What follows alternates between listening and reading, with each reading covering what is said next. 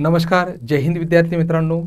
आपण काल समाज सुधारक या टॉपिकवर आपण 10 प्रश्न बघितले आणि समाज सुधारक हा टॉपिक किती महत्त्वपूर्ण आहे येणाऱ्या सर्वच एक्झाममध्ये, जसं की सरळ सेवा असेल, TCS असेल, IBPS असेल, येणाऱ्या TAT असेल, सर्वच एक्झाममध्ये हे प्रश्न विचारले जात असतात. आणि हे प्रश्न 2 ते 3 प्रश्न नेहमीच विचारले जात असतात प्रत्येक एक्झाममध्ये. आणि आपल्याला समाज सुधारक हे प्रश्न आपण जवळजवळ 300 ते 400 प्रश्न आपण घेणार आहोत. तुमची तयारी या 300 ते 400 प्रश्नांमध्ये होऊन जाईल. या ई-स्वयंच्या लर्निंग ॲपमध्ये मी अनिल बागुल आपलं सहर्ष स्वागत करतो.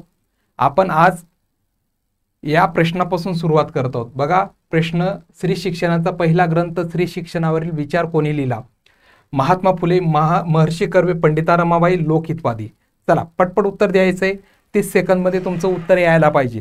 चला ओके विद्यार्थी मित्रांनो, आपण खूप फास्ट असे हे सिरीज घेणार आहोत. तर याचं उत्तर बघा कुठलं आहे, काय आहे, तर महात्मा फुले. महात्मा फुलेंनी 1854 मध्ये, लक्षात ठेवायचे, कधी 1854 मध्ये, 1854 मध्ये स्त्री शिक्षणावरील विचार हा ग्रंथ त्यांनी लिहिला. ओके, कधी लिहिला? 1854 मध्ये. त्यानंतर महर्षी कर्वेंबद्दल जर बोलायचं म्हटलं तर यांनी SNDT महिला विद्यापीठाची स्थापना केलेली होती. कधी केलेली होती रे पोरांनो, ते देखील लक्षात ठेवायचे, कधी केलेली होती. तर बघा 5 जुलै 1916, 5 जुलै 1916 लक्षात ठेवायचे, कधी? 5 जुलै 1916 यांनी महिला विद्यापीठाची स्थापना केलेली होती. आणि पंडिता रमाबाई बद्दल जर बोलायचं म्हटलं, यांनी शारदा सदन सुरू केलेलं होतं. काय सुरू केलेलं होतं? शारदा सदन. शारदा सदनची सुरू केलेलं होतं. लोकहितवादी तुम्हाला माहीतच आहे, लोकहितवादी.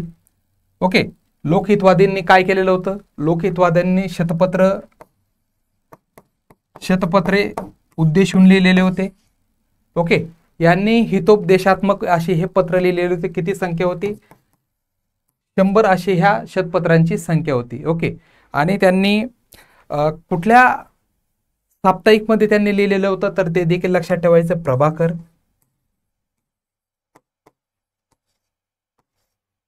प्रभाकर मध्ये यांनी हे शतपत्र लिहिलेले होते. चला पुढचा प्रश्न बघूया. इथे उत्तर पण आहेत, तुम्ही बघू शकता. चला प्रश्न क्रमांक 12 बघा. भारतीय राष्ट्रीय काँग्रेसमध्ये कामगारांचा प्रतिनिधी म्हणून ओळखले गेलेले कोण होते? दादाभाई नौरोजी, नारायण मेघाजी लोखंडे, गोपाळकृष्ण गोखले का बाळशास्त्री जांभेकर? यांच्याबद्दल पटपट उत्तर द्यायचं 30 सेकंदमध्ये. जास्त वेळ घेता कामा नये विद्यार्थी मित्रांनो. 30 सेकंद, आपण जास्त वेळ घेणार नाही आहोत. तर याचं उत्तर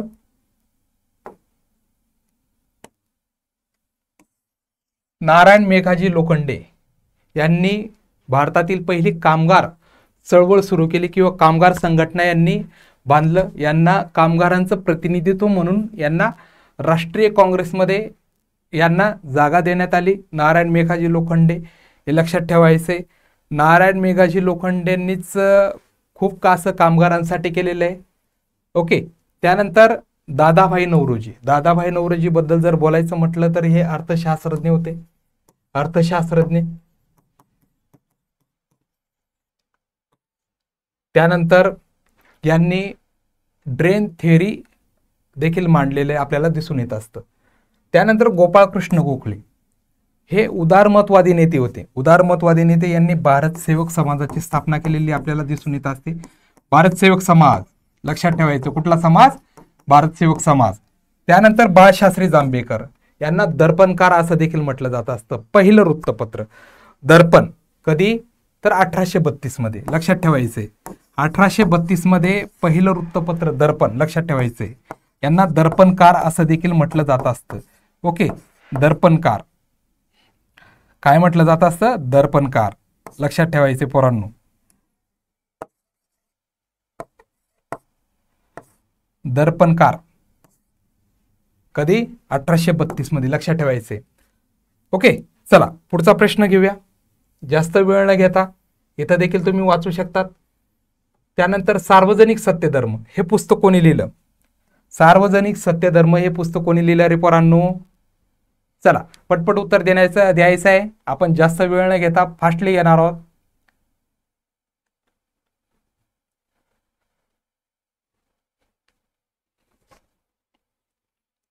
चला बघा, सार्वजनिक सत्यधर्म हे पुस्तक कोणी लिहिलेले? सार्वजनिक सत्यधर्म पुस्तक तर महात्मा ज्योतिबा फुले. लक्षात ठेवायचं, कोणी लिहिलेले? महात्मा फुलेंनी. सार्वजनिक सत्यधर्म या पुस्तकाच्या माध्यमातून जातीभेदावर यांनी हे प्रहार करण्यासाठी हे पुस्तक लिहिलं. ओके, कशासाठी? जातीभेदावर प्रहार करण्यासाठी. लक्षात ठेवायचे, अजिबात विसरता कामा नये. जातीभेद,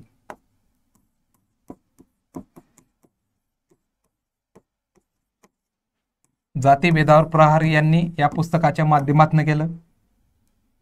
ओके, गोपाळ गणेश आगरकर. आगरकरांबद्दल जर म्हटलं तर हे लोकमान्य टिळकांचे सहकारी होते. विवेकवाद मांडणारे हे समाज सुधारक होऊन गेलेले. आगरकरांसोबत त्यांचा वाद देखील झाला. राजकीय सुधारणा की सामाजिक सुधारणा? तर सामाजिक सुधारणारा प्रायोरिटी देणारे गोपाळ गणेश आगरकर. ओके, लक्षात ठेवायचं, कोण? गोपाळ गणेश आगरकर यांनी सुधारक देखील वृत्तपत्र सुरू केलेलं होतं. सुरुवातीला हे कुठे होते? केसरीमध्ये होते. केसरीमध्ये संपादक या पदावर हे होते. आणि केसरीचे संपादक पद कोणाकडे होतं? तर आगरकरांकडे होतं. सुधारक देखील त्यांनी स्वतःचं वृत्तपत्र सुरू केलेलं होतं. आगरकरांसोबत मतभेद झाल्यामुळे त्यांनी स्वतःचं 1888 मध्ये हे वृत्तपत्र सुरू केलेलं होतं. डॉक्टर बाबासाहेब आंबेडकरांबद्दल जर बोलायचं म्हटलं तर जातीभेदाचं उगम लिहिलेलं त्यांनी एक पुस्तक आहे. ओके, त्यानंतर भारतीय मसुदा समितीचे अध्यक्ष, भारतीय राज्यघटनेचे शिल्पकार म्हणून त्यांना ओळखलं जात असतं. लोकमान्य टिळकांना गीता रहस्य हा पुस्तक, गीता रहस्य हे ग्रंथ त्यांनी लिहिलेलं आहे. कुठे लिहिलेलं होतं? मंडाळ्यांच्या तुरुंगामध्ये त्यांनी लिहिलेलं होतं. ओके, तर बघा 1908 ते 14 दरम्यान, 1908 ते 14 दरम्यान ते तुरुंगामध्ये होते. याच कालावधीमध्ये त्यांनी गीता रहस्य हा ग्रंथ लिहिला. चला पुढचा प्रश्न बघूया, जास्त वेळ न घेता.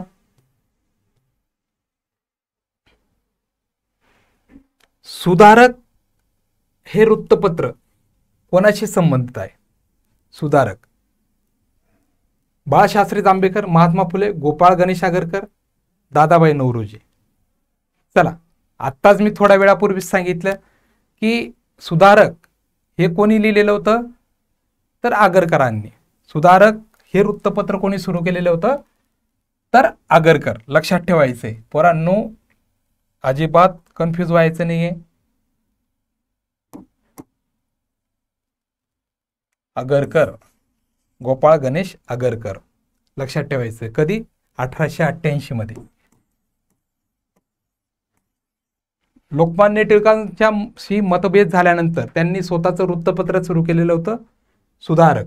ओके, त्यानंतर महात्मा फुले यांनी सत्यशोधक समाज 1873, सत्यशोधक समाज, सत्यशोधक समाज कोणी सुरू केलेलं होतं? मग महात्मा फुले. दादाभाई नौरोजींनी यांचं काय योगदान आहे? तर यांनी ड्रेन थेअरी मांडलेले किंवा संपत्तीचे वहन, यांनी भारतातून इंग्रजी कसे वहन करतायत ते लिहिलेले आहे. संपत्तीचे वहन किंवा ड्रेन थेअरी असं याला म्हटलं जात असतं. ओके, चला लक्षात ठेवायचे. त्यानंतर बाळशास्त्री जांभेकर, दर्पणकार यांना ओळखलं जात असतं. 1832 मध्ये पहिले वृत्तपत्र यांनी सुरू केलेलं आपल्याला दिसून येत असतं. चला पुढचा प्रश्न बघूया.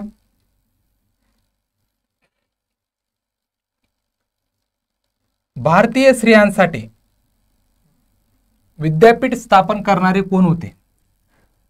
पहिले बघा, भारतीय स्त्रियांसाठी विद्यापीठ स्थापन करणारे कोण आहेत?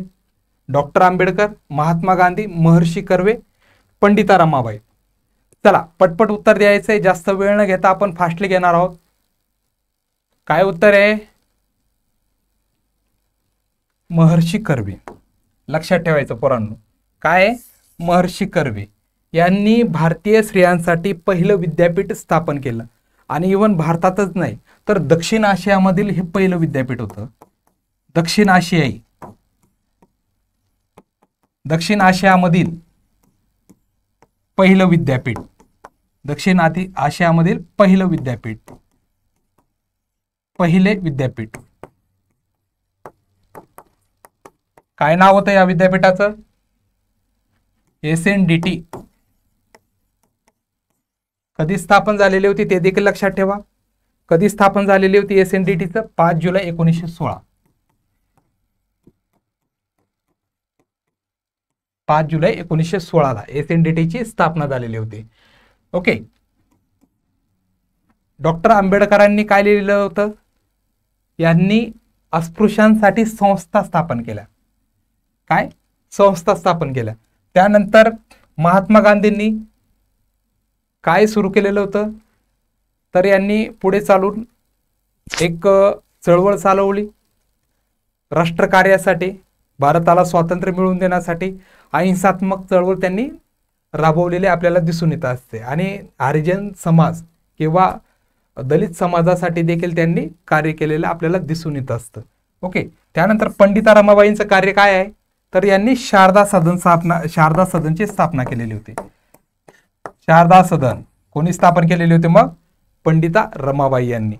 यानंतर पुढचा प्रश्न आपण बघणार आहोत.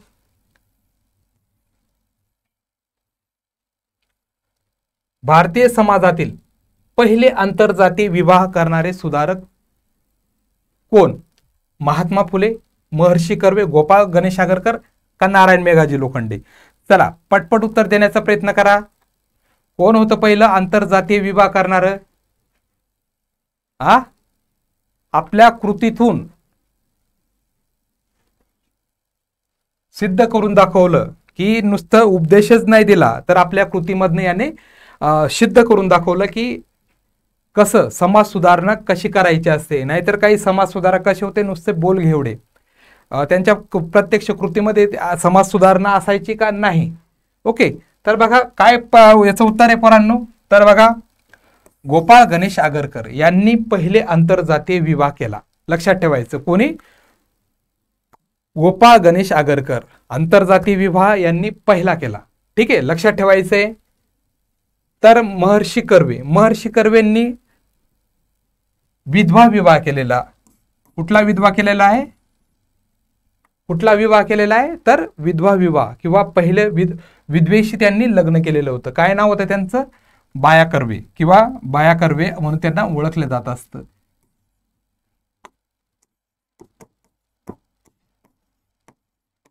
बाया कर्वे म्हणून त्यांना ओळखले जात असतं. ओके, लक्षात ठेवायचं. या पंडिता रमाबाईच्या आश्रम मधील या विद्यार्थी होत्या आणि या विद्यार्थी सोबतच यांनी महर्षी कर्वेंनी लग्न केलेलं होतं. त्यांचं नाव सुरुवातीला गोदूताई असं होतं आणि नंतर लग्नानंतर त्यांना बाया कर्वे या नावाशी त्यांना ओळखलं गेलं. आणि लोखंड्यांबद्दल जर बोलायचं म्हटलं, नारायण मेघाजी लोखंडे हे कामगार चळवळीचे जनक म्हणून यांना ओळखलं जात असतं. काय? कामगार चळवळीचे जनक म्हणून यांना ओळखलं जात असतं. चला पुढचा प्रश्न घेऊया.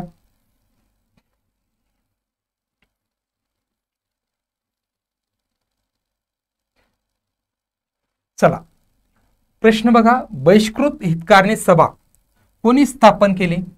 महात्मा फुले, डॉक्टर बाबासाहेब आंबेडकर, नारायण लोखंडे का लोकमान्य टिळक? चला पटपट उत्तर द्यायचा प्रयत्न करा.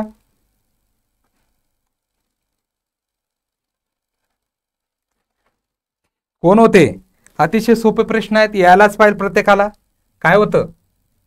डॉक्टर बाबासाहेब आंबेडकर यांनी बहिष्कृत हितकारणी सभेची स्थापना केलेली होती. कधी केलेली होती पोरांनो? 1924 मध्ये. लक्षात ठेवायचंय, अजिबात विसरायचं नाहीये. 1924 मध्ये बहिष्कृत हितकारणी सभेची स्थापना केलेली होती. आणि याचं वैशिष्ट्य होतं की दलित समाज किंवा जो समाज बहिष्कृत झालेला होता त्यांना कुठल्याच सुविधा नव्हता. शिक्षणाचे नव्हते, त्याच्यानंतर नोकरीचे नव्हते, त्यानंतर कुठल्याच, आणि मंदिरामध्ये देखील त्यांना प्रवेश नव्हता. तर त्यांनी बहिष्कृत हितकारणी सभेची स्थापना केली. आणि या बहिष्कृत हितकारणी सभेमधनं मग बऱ्याचशा त्यांनी प्रयोग केलेत आणि याच्यामधनं खूप सुधारणावादी त्यांनी केलेत. महात्मा फुलेंना तर माहीतच आहे, सत्यशोधक समाजाचे संस्थापक, त्यानंतर पहिले समाज सुधारक म्हणून महात्मा फुल्यांकडे बघितलं जात असतं. ओके, महाराष्ट्रातील. आणि पहिली मुलींची शाळा कोणी स्थापन केली होती, तर ते देखील लक्षात ठेवायचे 1848.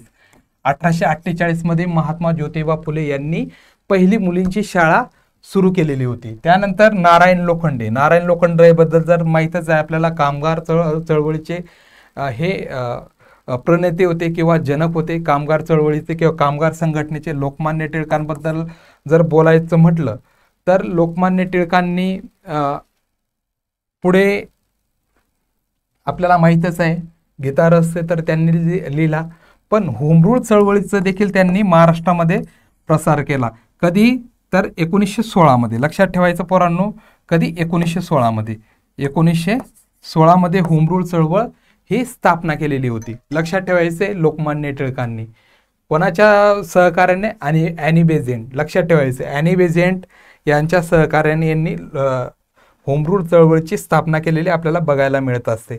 चला पुढचा प्रश्न बघा. कायदे करण्यासाठी इंग्रज सरकारवर दबाव टाकणारे पहिले सुधारक कोण होते?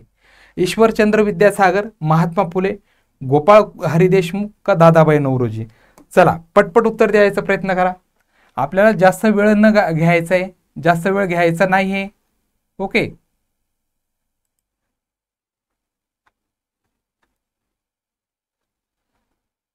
जास्त वेळ घ्यायचं नाही आहे.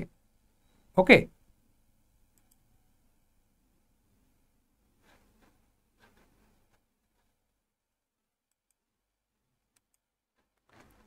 चला पोरांनो, काय रे उत्तर याचं?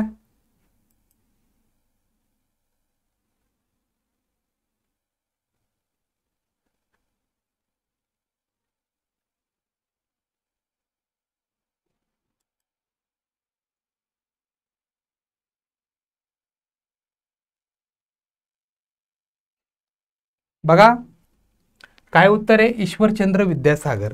ईश्वरचंद्र विद्यासागर याचं उत्तर ईश्वरचंद्र विद्यासागर आहे. पहिले सुधारक होते. 1856 मध्ये त्यांनी लॉर्ड कर्झनच्या माध्यमातून एक कायदा करून घेतलेला होता, विधवा पुनर्विवाह कायदा. ओके, पूर्वी भारतामध्ये अशी प्रथा होती किंवा असं समज होतं की विधवांना खूप अवघड असं जीवन जगावं लागत होतं.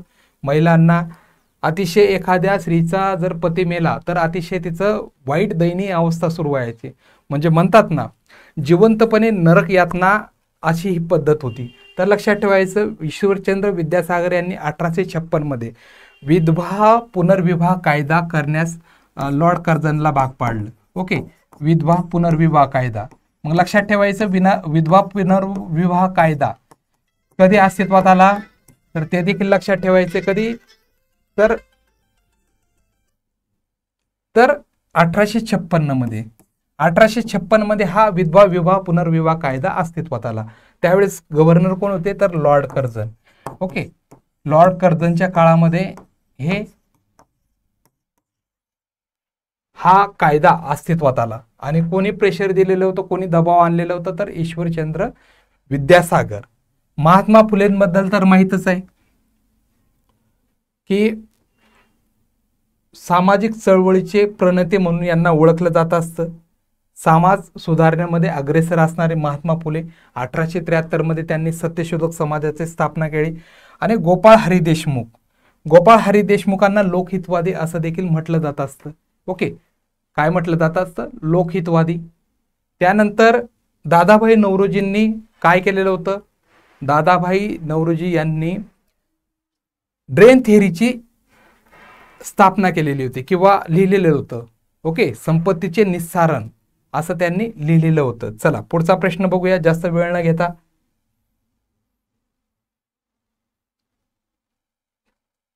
चला प्रश्न खूप छान आहे, पटकन उत्तर द्यायचंय. प्रश्न बघा, केसरी व मराठा हे वृत्तपत्र कोणाशी संबंधित आहे? लोकमान्य टिळक, बाळशास्त्री जांभेकर, गोपाळ गणेश आगरकर का महर्षी कर्वे? चला पटपट उत्तर द्यायचंय.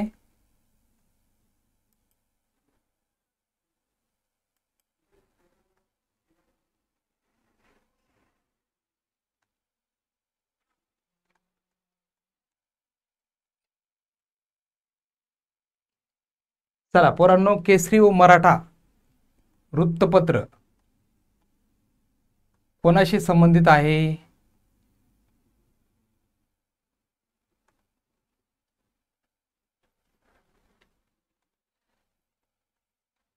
तर बघा, केसरी व मराठा वृत्तपत्र कोणाशी संबंधित आहे? तर लोकमान्य टिळक. लक्षात ठेवायचं, लोकमान्य टिळक. लोकमान्य टिळक यांनी या केसरी व मराठा या वृत्तपत्राची स्थापना केलेली होती. कधी केलेली होती बघा, कधी पब्लिश केलेलं होतं? 1881 मध्ये. लक्षात ठेवायचंय.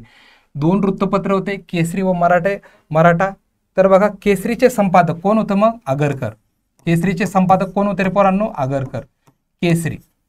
त्यानंतर मराठाचे संपादक कोण होते? मराठाचे संपादक स्वतः लोकमान्य टिळक होते. लोकमान्य टिळक. लक्षात ठेवायचंय, लोकमान्य टिळक.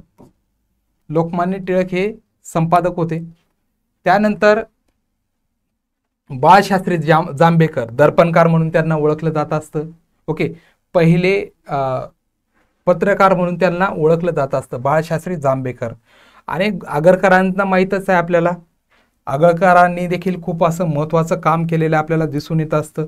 आगरकरांनी सुधारक हे वृत्तपत्र सुरू केलेलं होतं 1888 मध्ये. लक्षात ठेवायचं, कधी केलेलं होतं?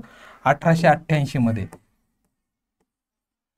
बुद्धिप्रामाण्यवादावर यांचा विश्वास होता, यांचा भर होता. महर्षी कर्वे बद्दल जर बोलायचं म्हटलं तर स्त्रियांविषयी अतिशय तळमळ असणारे समाज सुधारक होते. ओके, विधवा स्त्रियांना अतिशय तळमळीने वगैरे यांचं कार्य यांनी केलेले दिसून येत असतात त्यांच्या संदर्भामध्ये, त्यांच्या प्रगतीसाठी.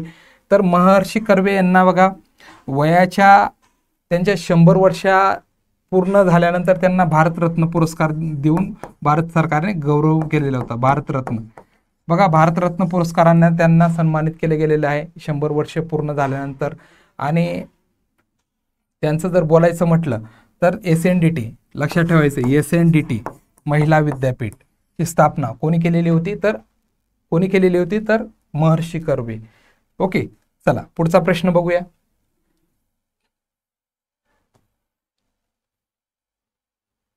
चला, प्रश्न खूप छान छान प्रश्न घेऊन येतोय, त्यामुळे ताण नसावं. ओके,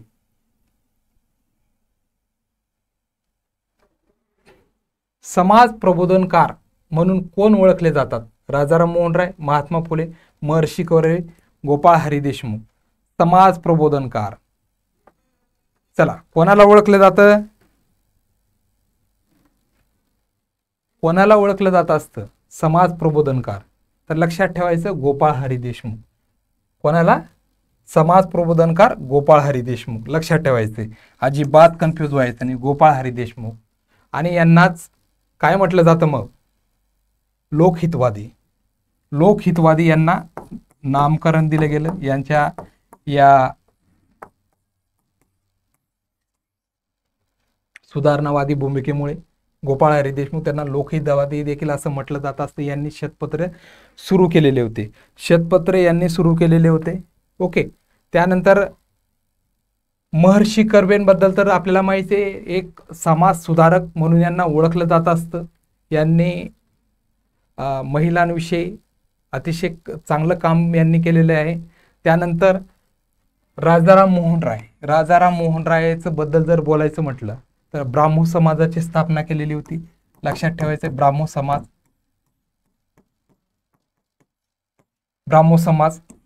महात्मा फुल्यांनी सत्यशोधक समाज.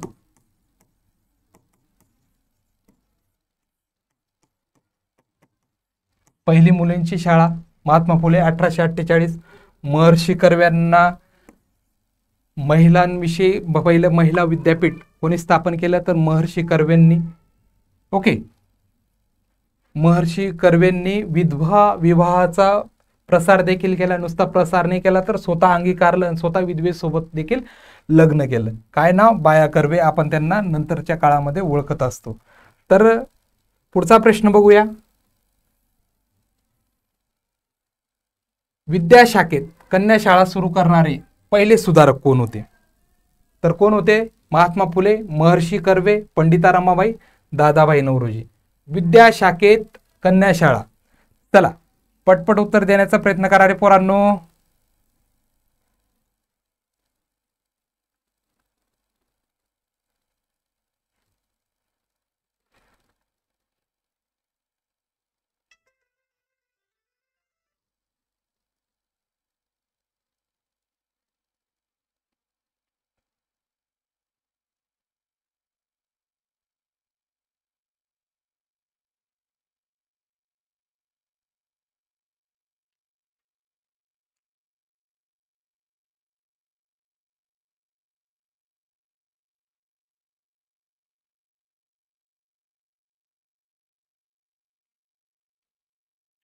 चला पटपट उत्तर देण्याचा प्रयत्न करा. काय याचं विद्याशाखेत कन्या शाळा सुरू करणारे पहिले सुधारक कोण होते? जास्त वेळ न घालवता आपण पटपट उत्तर देण्याचा प्रयत्न करा विद्यार्थी मित्रांनो.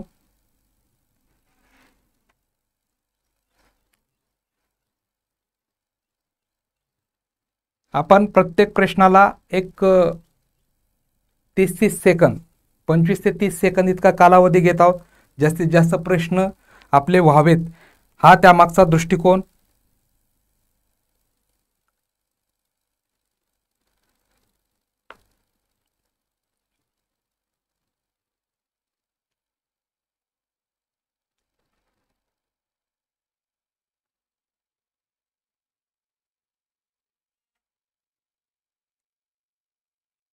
चला पटपट उत्तर देण्याचा प्रयत्न करा. विद्याशाखेत कन्या शाळा सुरू करणारे पहिले सुधारक कोण होते? महात्मा फुले, महर्षी कर्वे, पंडिता रमाबाई, दादाभाई नौरोजी.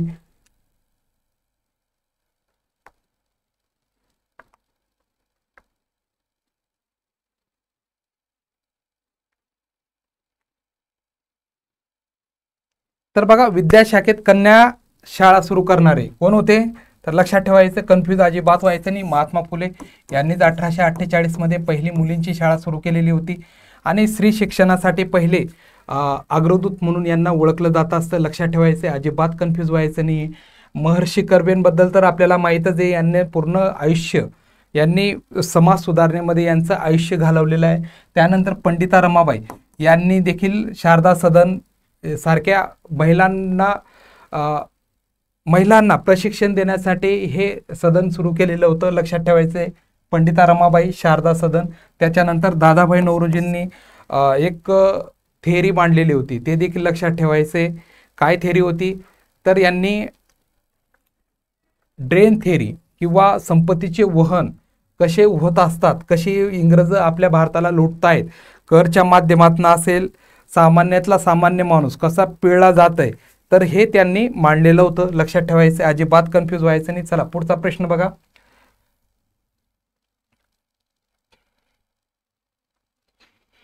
काय होता प्रश्न? अस्पृश्यांसाठी मंदिर प्रवेश सत्याग्रह कोणाच्या नेतृत्वाखाली झाला? महात्मा फुले, महात्मा गांधी, आंबेडकर, त्यानंतर नारायण मेघाजी लोखंडे. चला पटपट उत्तर देण्याचा प्रयत्न करा. ओके, बघा विद्यार्थी मित्रांनो, पटपट पटपट उत्तर देण्याचा प्रयत्न करा. जास्त वेळ न घालवायचा आपल्याला, फक्त एका प्रश्नासाठी 30-30 सेकंद आपल्याला द्यायचे आहेत. चला जास्त वेळ न घालवता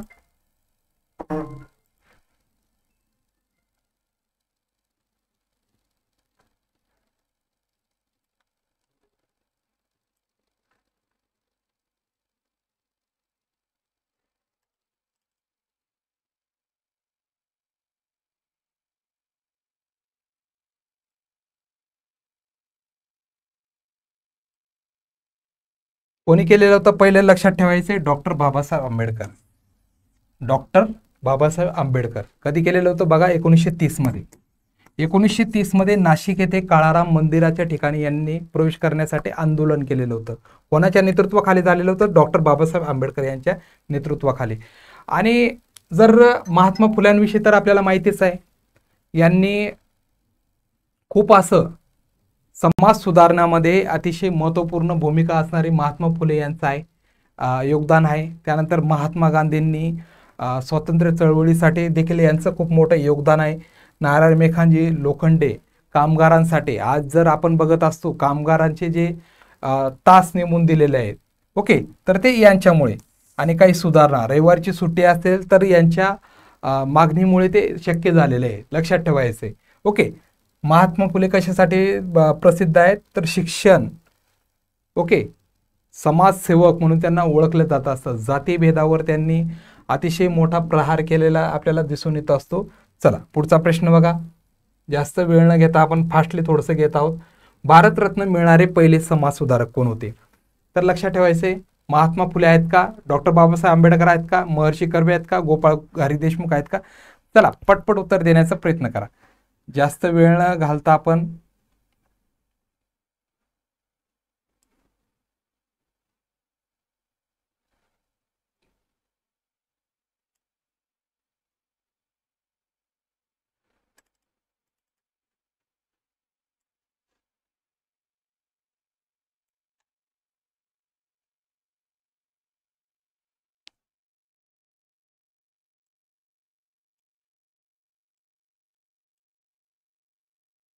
चला पोरांनो, जास्त वेळ न घालता कोण आहेत मग?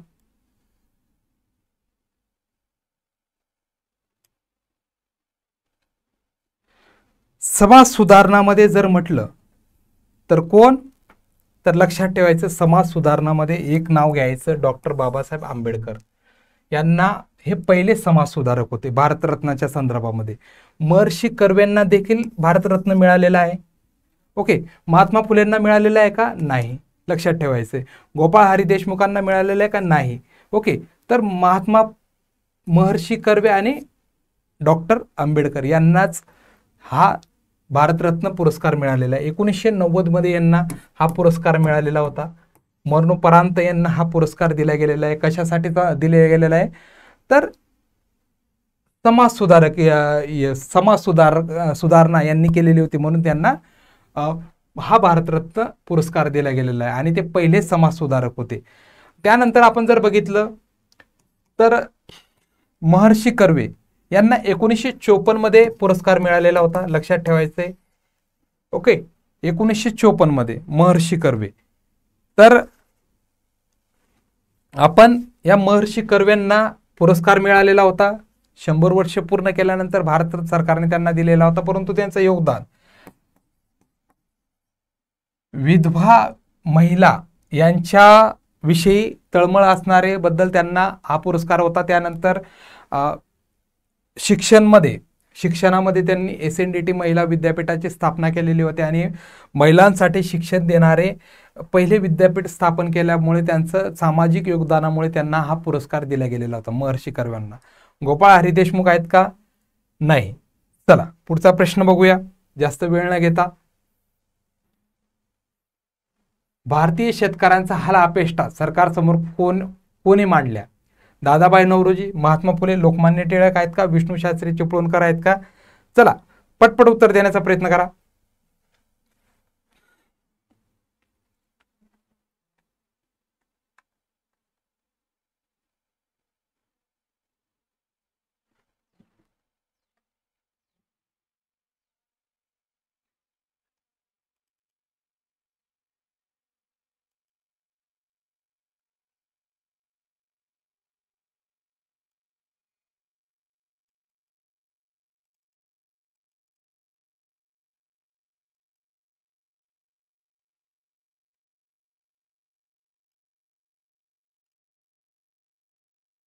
चला पोरांनो, जास्त वेळ न घेता आपण प्रश्न बघणार आहोत. चला थोडंसं फास्टली हे करत चला.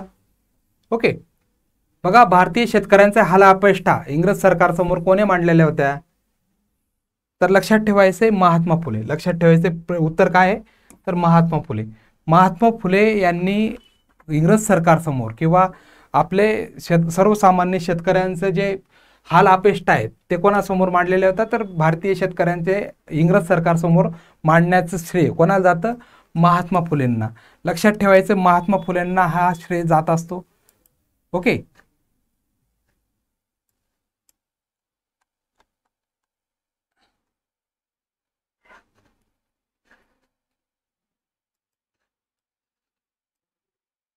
चला पुढचा प्रश्न घेऊया.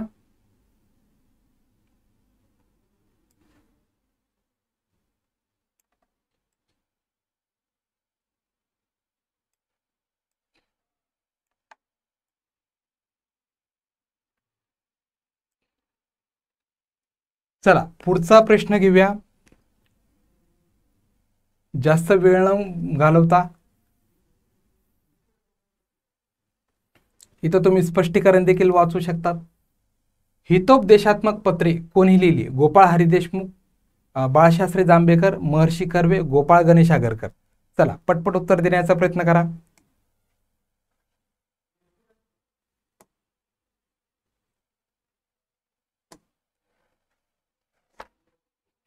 काय रे पोरांनो उत्तर याचं? हितोपदेशात्मक पत्रे कोणी लिहिली? लक्षात ठेवायचंय, कोणी लिहिलेली होती? गोपाळ हरी देशमुख. कोणी लिहिलेली होती? गोपाळ हरी देशमुख. ओके, याला हितोपदेशात्मक पत्रे किंवा शतपत्रे या नावाने देखील ओळखले जात असतात.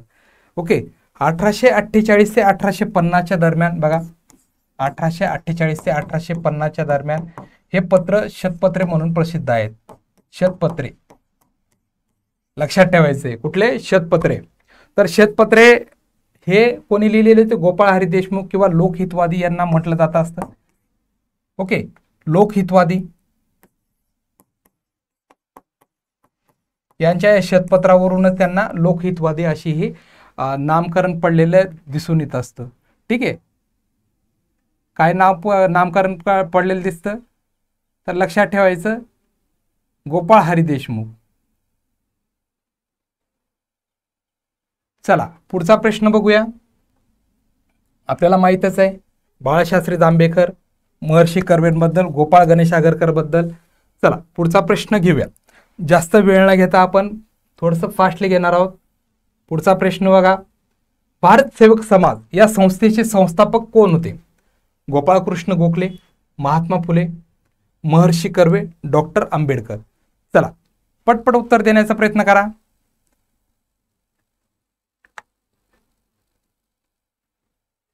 जास्त वेळ न घेता फास्टली आपण बघणार आहोत. भारत सेवक समाजाची स्थापना केलेली होती गोपाळकृष्ण गोखले. कधी केलेली होती पोरांनो?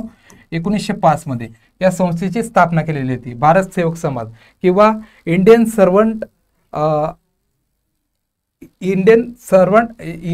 सर्वंट देखील त्याला म्हटलं जात असतं. ओके, इंडियन सर्वंट सोसायटी असं देखील त्याला म्हटलं जात असतं. लक्षात ठेवायचं, त्याचं दुसरं नाव देखील लक्षात ठेवायचंय, इंडियन सर्वंट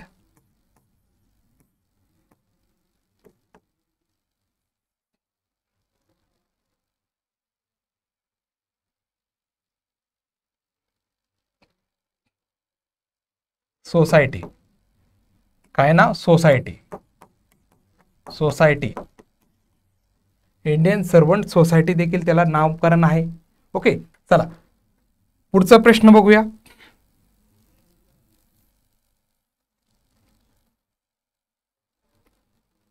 स्त्रियांसाठी आश्रयस्थान शारदा सदन लक्षात ठेवायचे कोणी सुरू केले? पंडित रमाबाई, महात्मा फुले, महर्षी कर्वे, ईश्वरचंद्र विद्यासागर. चला पटपट पटपट पटपट.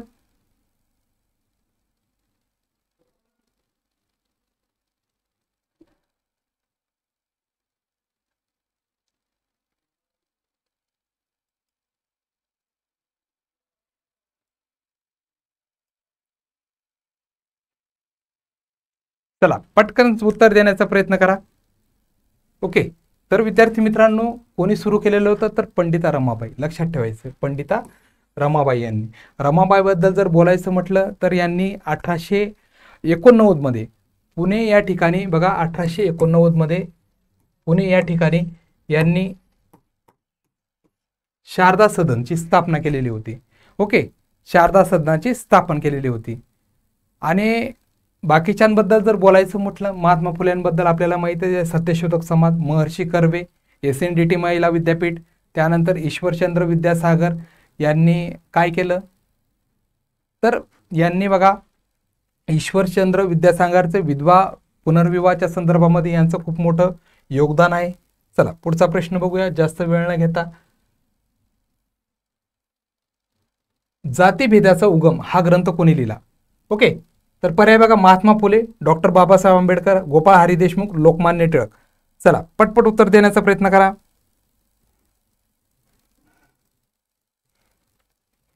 काय पर्याय?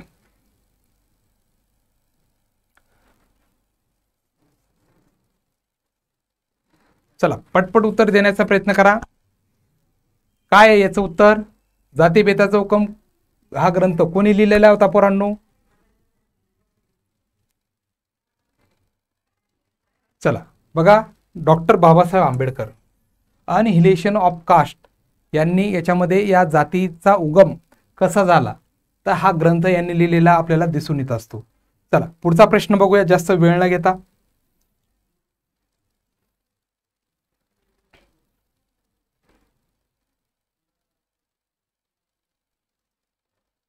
गुलामगिरी हे पुस्तक कोणाचे आहे? महात्मा फुले, महर्षी कर्वे, डॉक्टर आंबेडकर, नारायण मेघाजी लोखंडे. चला पटपट पटपट पटपट उत्तर देण्याचा प्रयत्न करा.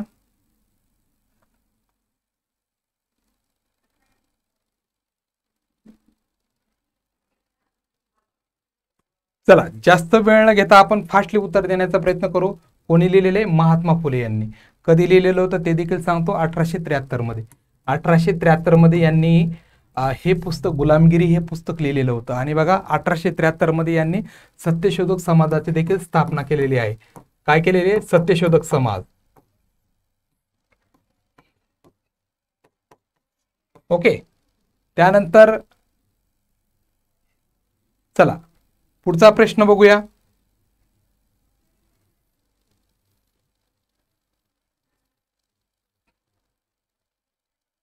प्रश्न बघा, अतिशय इंटरेस्टिंग आहे. गीता रहस्य या ग्रंथाचे लेखक कोण आहेत? विष्णुशास्त्री चिपळूणकर आहेत का? लोकमान्य टिळक आहेत का? महात्मा फुले आहेत का? गोपाळ गणेश आगरकर आहेत का? चला पटपट उत्तर देण्याचा प्रयत्न करा. कोण आहेत गीता रहस्य?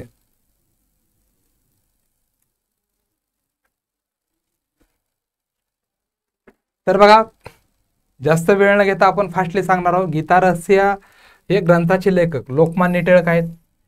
कधी लिहिलेलं होतं ते देखील सांगतो, 1908 ते 1914 दरम्यान. हे तुरुंगामध्ये होते. 1908 ते 1914 मध्ये तुरुंगामध्येच असताना यांनी हा ग्रंथ लिहिलेला आहे, गीता रहस्य. कुठल्या तुरुंगात होते ते देखील लक्षात राहायला पाहिजे. मंडाली या तुरुंगामध्ये हे होते लोकमान्य टिळक, आणि तिथेच त्यांनी गीता रहस्य हा ग्रंथ लिहिला. विद्यार्थी मित्रांनो, आपण दररोज असेच चांगले आणि इंटरेस्टिंग असे प्रश्न घेऊन येणार आहोत. ओके. तर असेच इंटरेस्टिंग प्रश्न आपण घेऊन येणार आहोत.